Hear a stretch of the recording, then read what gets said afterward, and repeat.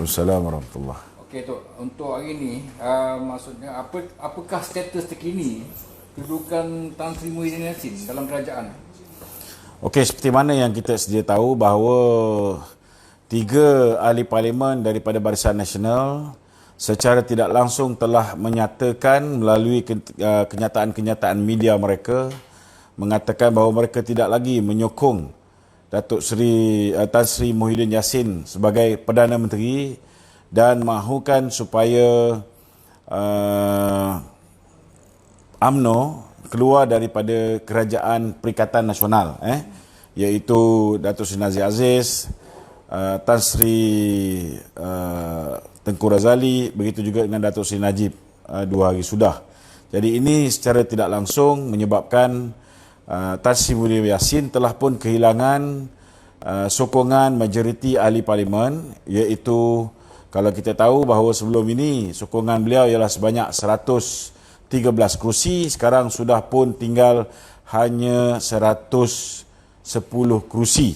Itu belum lagi masuk ahli-ahli parlimen Barisan Nasional yang peringkat awalnya akan bermesyuarat, MT UMNO akan bermesyuarat pada hari Sabtu ni, sudah dipindah kepada hari Selasa depan untuk memutuskan sama ada mereka akan terus bersama dengan PPBM di dalam Kerajaan Perikatan Nasional ataupun tidak. Okey. Senario terkini ada beberapa kemungkinan yang bakal berlaku, tuan-tuan, disebabkan pandemik COVID-19 ini, okey. Bagi mengelakkan apa yang dipohon oleh Tan Sri Muhyiddin, amat mengejutkan saya hari ini maklumat yang saya terima. Tan Sri Muhyiddin mencadangkan supaya diadakan pilihan raya dalam keadaan dalam masa yang terdekat, iaitu dijangkakan parlimen akan beliau bubarkan pada 30 hari bulan Oktober dan tempoh kempen adalah selama seminggu saja, Namun begitu, saya yakin bahawa Kebawah Duli Yang Maha Mulia Seri Paduka Baginda Yang Tuan Agong ada kemungkinan besar akan menolak permintaan Muhyiddin Yassin ini. Maknanya saya yakin bahawa apa yang dipohon oleh Muhyiddin akan ditolak dan sebaliknya tuanku mungkin akan menggunakan option lain yang mungkin ada, di mana ada kemungkinan besar akan diwujudkan sebuah kerajaan sementara. Saya nampak usaha ke arah itu sudah semakin terperinci, dan boleh saya katakan sekarang ni semua orang dah tahu.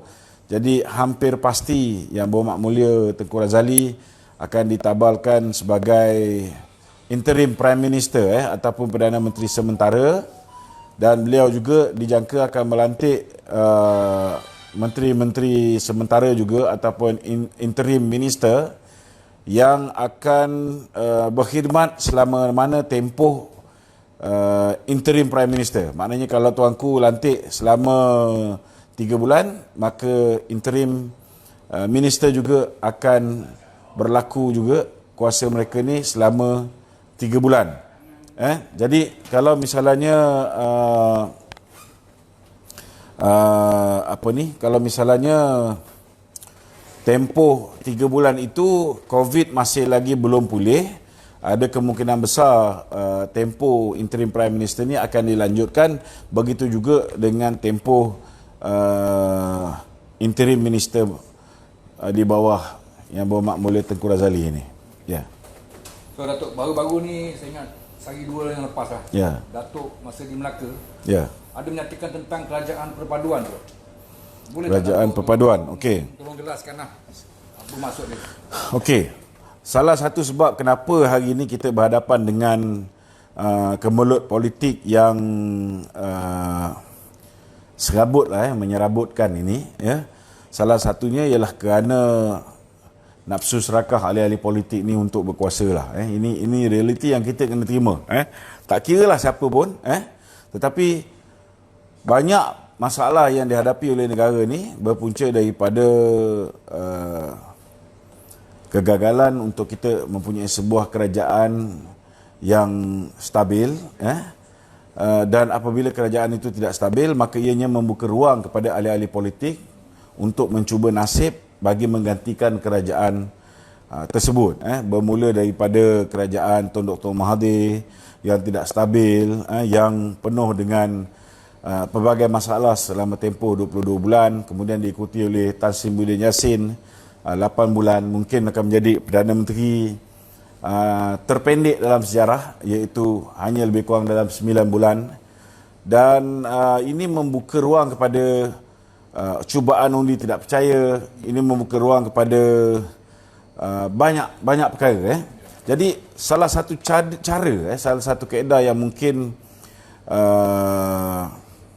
difikirkan oleh kita punya sistem pemerintahan diraja, maknanya raja-raja Melayu ni, kalau kita nak wujudkan kerajaan sementara ni, kita mahukan kerajaan yang boleh fokus kepada ekonomi, boleh fokus kepada menyelesaikan masalah negara berhubung wabak COVID-19 ni. Jadi untuk kita pastikan semua pihak mengambil bahagian, semua pihak memberikan kerjasama, maka perlu diwujudkan sebuah kerajaan yang merangkumi semua parti-parti politik besar di dalam negara ni. Maknanya mereka-mereka yang mempunyai jumlah kursi di dalam parlimen yang signifikan, mereka perlulah diberikan tempat di dalam kerajaan ini. Jadi ada kemungkinan besar, saya menjangkakan, ini lebih kepada pandangan, pandangan dan apa yang saya rasa mungkin bakal berlaku. Ada kemungkinan besar satu kerajaan yang dipimpin oleh Tengku Razali ini akan ada kepimpinan UMNO, maknanya ada menteri UMNO di dalamnya, akan ada menteri PPBM di dalamnya, akan ada menteri daripada PAS di dalamnya, akan ada menteri daripada DAP di dalamnya, daripada MCA di dalamnya, ada menteri daripada Amanah di dalamnya, daripada MIC di dalamnya, daripada GPS di dalamnya, mungkin daripada warisan di dalamnya. Jadi kita akan akomodir semua. Ini saya menggambarkan bahawa ada kemungkinan besar kita akan ada sebuah kerajaan yang terdiri daripada parti-parti politik utama di dalam negara ni. Jadi secara tidak langsung, ianya akan menghentikan polemik politik. Tidak akan ada percekaran, kerana Perdana Menteri interim ni kita tak boleh buat undi tak percaya ke atas dia. Tidak ada orang boleh buat bantahan dan sebagainya, kerana beliau hanya bertindak di bawah kuasa Kebawah-Duli Yang Maha Mulia Seri Paduka Baginda Yang di-Pertuan Agong. Maknanya kalau kita membantah ni samalah macam kita membantah Kebawah-Duli, kan? Dan rakyat Malaysia ni tak kira lah kaum apa, Melayu, India, Cina, Kadazan, Dusun, mereka ni biasanya mereka ni patuh kepada Kebawah-Duli. Jadi saya yakin bahawa insya-Allah walaupun mungkin sukar bagi orang-orang bawahan UMNO ni nak terima sebuah kerajaan yang dalamnya ada DAP, tapi saya nak beritahu bahawa ini bukan kerajaan seperti mana biasa. Ini adalah sebuah kerajaan ketika berlakunya sesuatu krisis, dan kerajaan ini bersifat sementara. Maknanya sementara nak berhadapan dengan COVID ni, berhenti dulu politicking ni, fokus kepada pentadbiran negara, tangani COVID. Begitu juga dengan pastikan ekonomi Malaysia ni tidak terus lumpuh akibat daripada PKP kali kedua ni. Kita tangani dulu perkara-perkara ini, barulah kita berhadapan dengan pilihan raya umum. Mana masa bila kita berhadapan dengan pilihan raya umum tu, ketika itulah setiap parti politik akan bertanding berdasarkan kehendak mereka. Kalau katakan pilihan raya nanti, UMNO mengambil keputusan untuk bersama dengan BN dan bersama dengan PAS, maka dia akan kembali menjadi BN dan Muafakat Nasional. Kalau ketika itu UMNO mengambil keputusan untuk bersama dengan PKR, maka dia jadi dengan PKR. Kalau UMNO mengambil keputusan untuk bersama dengan PPBM balik, maka dia akan jadi begitu. Tetapi buat masa ni apa yang diputuskan oleh baginda tuanku, kan, kita terimalah. Kalau kita tak nak dengar cakap raja kita ni, kita dengar cakap siapa ni. Itu pentingnya. Jadi Okey. untuk dalam keadaan yang orang kata ekonomi semakin menguncing itu di hujung ni, Ya.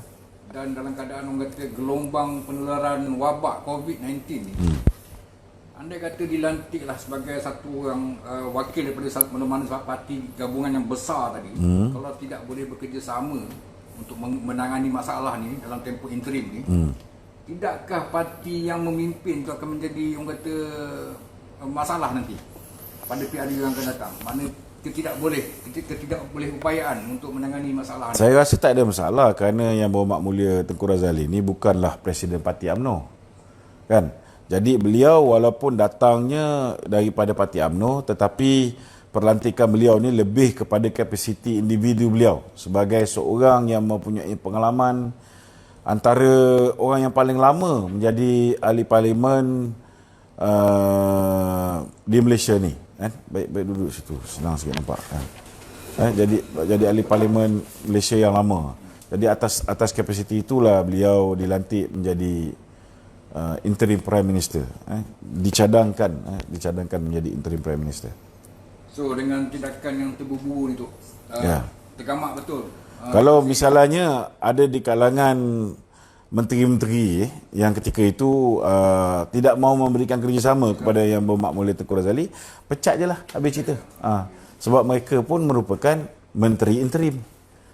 Kalau tuanku mempunyai kuasa untuk memilih Perdana Menteri, dan Perdana Menteri ni boleh ditukar bila-bila masa, Perdana Menteri interim ni, maka Perdana Menteri interim juga mempunyai kuasa untuk memilih menteri interim dan boleh ditukar bila-bila masa.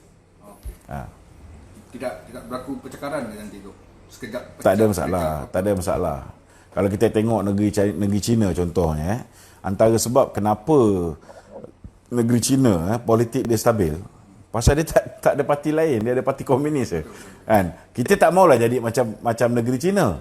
Kan? Sekurang-kurangnya kita buat sesuatu dalam tempoh darurat. Kita anggap ini sebagai tempoh darurat. Tempoh kita berhadapan dengan COVID ni, kita nak elak daripada percakaran politik lah ni. Itu sebabnya kita rangkumkan semua orang duduk di dalam satu majlis untuk mentadbir negara ni sementara waktu. So dalam tempoh Perdana Menteri interim, Kabinet interim, boleh tak berlakunya satu pengubalan dasar perlembagaan, boleh tak berlaku dalam tempoh itu? Pengubalan dasar, kalau misalnya dia ada dua keadaan. Kalau macam itu hari, macam kaedah yang diguna pakai ketika Tun Dr. Mahathir menjadi Perdana Menteri interim. Ketika tu memang bajet tak boleh diluluskan.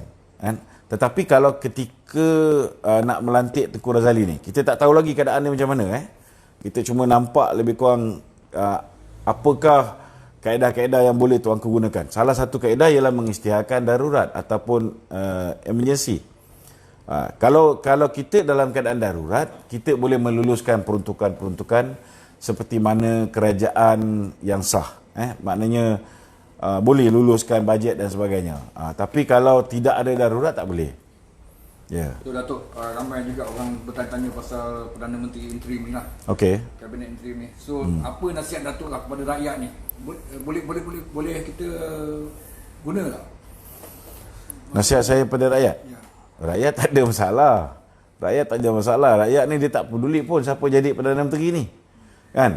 Tetapi rakyat perlu tahu bahawa siapa juga yang menjadi Perdana Menteri, siapa juga pemerintah mereka, maka itu akan menentukan hala tuju kehidupan mereka. Polisi-polisi ekonomi sesebuah negara ditentukan oleh orang politik, pemerintahan. Bagaimana kita punya polisi diplomatik dengan negara-negara luar, itu juga akan menentukan masa depan. Kalau kita ada pemimpin yang suka bergaduh dengan negara lain, kan, dia nak rasa diri dia hebat, dia gaduh dengan Amerika macam Mahathir, dengan Amerika dia gaduh, dengan China dia gaduh, dengan India dia gaduh. Akibat dia apa jadi pada rakyat Malaysia? China hentikan pembelian minyak kelapa sawit kita, India hentikan pembelian minyak kelapa sawit kita, projek-projek pembelian getah dan sebagainya, China hentikan. Jadi kesan dia akhirnya dapat kepada rakyat. Kita tak nak benda tu berlaku. Bagaimana cara nak bawa masuk pelabur balik ke dalam negara kita dalam keadaan kita berhadapan dengan virus COVID-19 ni, kan? Begitu juga dengan bagaimana kaedah-kaedah yang kita nak guna pakai, sama ada kita nak meneruskan pembelian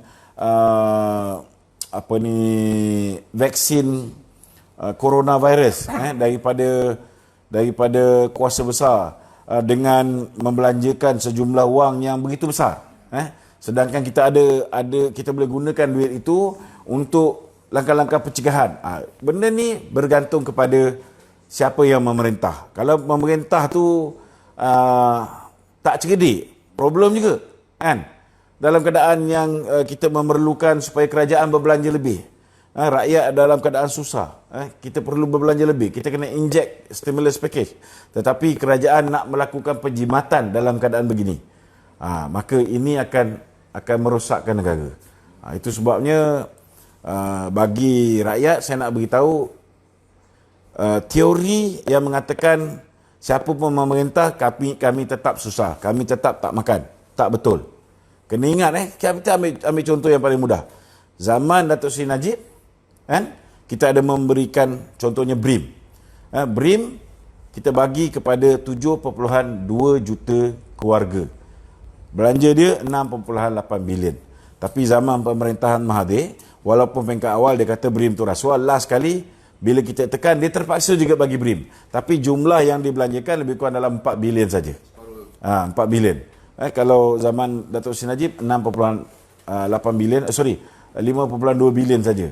Tetapi yang terima cuma lebih kurang 4 juta keluarga berbanding dengan 7.2 juta. Jadi banyak perbezaan dia, kan? Kemudian kita lihat banyak benda yang hilang.